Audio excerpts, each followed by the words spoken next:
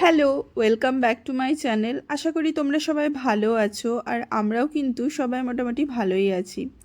প্রথমেই তোমাদেরকে অনেকটা সরি যে এতদিন কোনো ভিডিও আপলোড করতে পারিনি কিছু ব্যক্তিগত কারণে। এবার থেকে চেষ্টা করব রেগুলার বেসিসে ভিডিওগুলো আপলোড করার।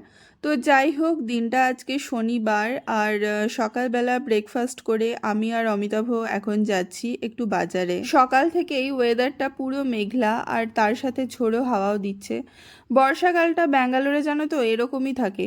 ব্যাঙ্গালোরে শীতকালে যতটা না ঠান্ডা পড়ে, বর্ষাকালে কিন্তু তার থেকে অনেক বেশিই ঠান্ডা পড়ে। তো যাই হোক, আজকে ছুটির দিন তাই আমরা এই বাজারে চলে এসেছি। এটা হচ্ছে একটা বাঙালি মাছের দোকান। এখানে কিন্তু সমস্ত রকম বাঙালি মাছই পাওয়া যায়। এমনকি যদি কোনো মাছ আমি অর্ডার দিয়েও থাকি, ওরা কিন্তু সেটা আনিয়ে থাকে। আজকে চিংড়ি মাছের সাথে ভাবছি একটু লোটে মাছও নিয়ে যাব, কারণ লোটে মাছটা আমার খুবই প্রিয়। আর আমাদের বাড়িতে আমি ছাড়া লোটে মাছ কেউই খায় না। আর মা যেহেতু এখন এসেছে, তো ভাবছি লোটে মাছটা নিয়ে যাই। মা খুব সুন্দর রান্না করে লোটে মাছ। আজকে দুপুরে মা বানাচ্ছে পোলাও আর তার সাথে চিকেন।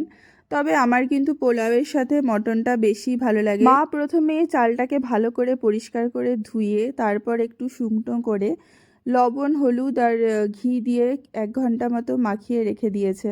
এরপর কড়াইয়ে ঘি দিয়ে সেটা গরম হলে তারপর গোটা গরম মশলা, তেজপাতা আর কাজু কিশমিশ দিয়ে ভালো করে নেড়ে নেবে। মায়ের হাতের সব রান্নাই আমার বরাবরেরই প্রিয়, তবে কিছু সিগনেচার ডিশ থাকে যেগুলো মা একটু বেশি ভালো করে, যেমন এই পোলাও রান্নাটা। পোলাও করাটা কিন্তু আমি মায়ের কাছেই শিখেছি, আর এরপর আমি অনেকবার নিজেও বানিয়ে খেয়েছি, কিন্তু জানো তো মায়ের মতো কোনোদিনই হয়নি।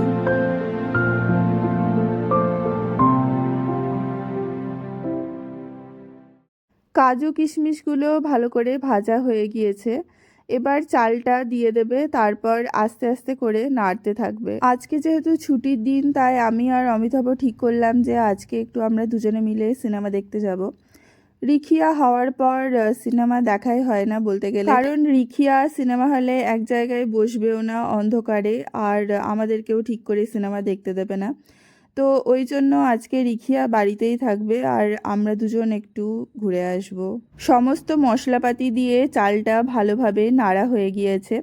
এবার জল দিয়ে চালটা সিদ্ধ করতে বসিয়ে দেওয়া হবে। আমি শুধুমাত্র আজকে চাটনিটাই করেছি, মা ওদিকে চিকেনটা এখন করছে। যদিও এটা মিষ্টি পোলাও, কিন্তু তাও ভাবলাম যে একটু চাটনি করি, তাহলে খেতেও হয়তো ভালো লাগবে। আজকে করেছি টমেটোর চাটনি সমস্ত রকম ড্রাই ফ্রুটস দিয়ে।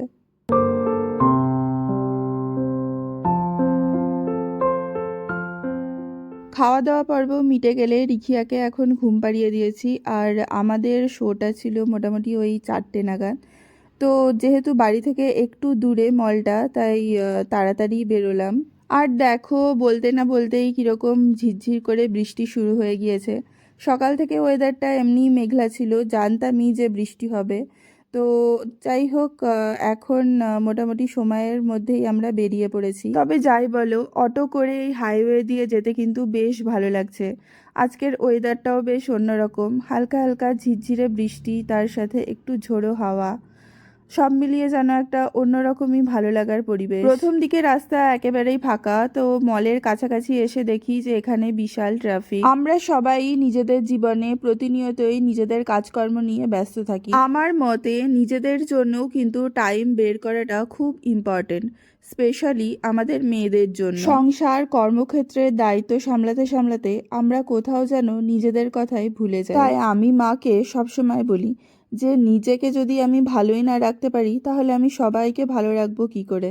অন্যের খেয়াল রাখা, যত্ন করা, সময় দেওয়ার সাথে সাথে কিন্তু নিজেকেও কিছুটা সময় দিতে হয়। তবে এখনকার যুগের মেয়েরা কিন্তু এই বিষয়টা নিয়ে অনেকটাই সচেতন। যাই হোক, তোমাদের সাথে গল্প করতে করতে মলের প্রায় অনেকটাই কাছাকাছি চলে এসেছি।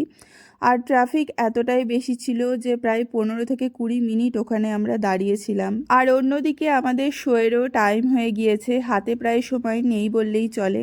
আমাদের তো এখন মনে হচ্ছে যে দৌড়ে দৌড়ে হয়তো সিনেমা হলের ভেতরে ঢুকতে হবে। এখানে আমি কোথাও বেরোনোর আগে হাতে যতই সময় নিয়ে বেরোই না কেন, সেই ট্রাফিক জ্যামেই পড়তে হয়। আর এখানকার ট্রাফিক এতটাই লম্বা চলে যে কি বলবো। আমরা ফার্স্টে ভেবেছিলাম যে সিনেমা হলে ঢুকতে হয়তো আমাদের অনেকটাই দেরি হবে, তো দেখলাম যে না, সময়ের মধ্যেই আমরা চলে এসেছি, খুব একটা যে দেরি হয়েছে তা নয়। যদিও আজকে শনিবার, তো মল কিন্তু খুব একটা যে ভিড় রয়েছে তাও নয়, একদমই বলতে গেলে ফাঁকা ফাঁকা। জানি না দুপুরবেলার সময় বলে কি না। ভেতরে ঢোকার পর অমিতাভ এখন লাইন দিয়েছে পপকর্ন আর কিছু স্ন্যাক্স নেওয়ার জন্য। আর এখানেও দেখছি লাইন অনেকটাই বেশি। সিনেমাটা 3D, তাই আলাদা করে আমাদের চশমা লাগতো। তবে হলের ভেতরে গিয়ে আমাদের যে প্রবলেমটা ফেস করতে হলো সেটা হচ্ছে যে একটাও চশমা ছিল না। আগে যারা হলের ভেতরে ঢুকে গেছে তারা কিন্তু চশমা অলরেডি পেয়ে গিয়েছে। আমরা যারা পরে আসলাম তারা কিন্তু এই প্রবলেমটা ফেস করতে হলো আমাদেরকে। তো আমরা অথরিটিকে জানালাম যে এরকম এখানে একটাও চশমা নাই, আর যে কটা চশমা পড়ে আছে সেগুলো সবই বলতে গেলে এতটাই ঘষা যে মানে কিছুই দেখা যাচ্ছে না। তারপর অবশ্য ওনারা এসে নতুন চশমা আমাদের সবাইকে দিয়ে যায়। সিনেমাটা নিঃসন্দেহে খুবই ভালো ছিল। এরপর আমরা মলে যে শপিং স্টোরগুলো রয়েছে তো সেগুলোতেই আমরা কিছু জামা কাপড় দেখছিলাম। আমরা বললে ভুল হবে, স্পেশালি অমিতাভ, সামনেই ওর অফিস ট্যুর রয়েছে, তো সেই পারপাসেই ও জামা আর প্যান্ট দেখছে। আর আমার যেহেতু এখন সেরকম কিছুই কেনার নেই, তাই আমি ওই চারিদিকে একটু ঘুরে ঘুরে বেড়াচ্ছি।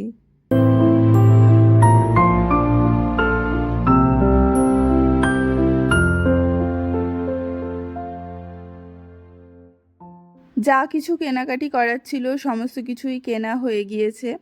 আর এখন আমরা বাড়ি ফিরছি। এখন ওয়েদারটা ভালোই আছে, বৃষ্টি আর হয়নি। রাত বাড়ার সাথে সাথে ট্রাফিকটাও অনেকটাই বেড়ে গিয়েছে, আমাদের সেই জন্য অটো পেতেও অনেকটা অসুবিধে হচ্ছিল। তো যাই হোক, আজকের দিনটা খুব ভালোভাবেই কাটলো। আর তোমাদের এই ব্লগটা কেমন লাগলো অবশ্যই কিন্তু কমেন্ট করে জানাবে। আর আমার ব্লগটা যদি ভালো লেগে থাকে তাহলে লাইক আর সাবস্ক্রাইব করতে কিন্তু অবশ্যই ভুলো না। আজকের মতো এই পর্যন্তই। তোমাদের সাথে খুব শিগগিরই দেখা হচ্ছে অন্য আরেকদিন নতুন আরেকটি ব্লগে।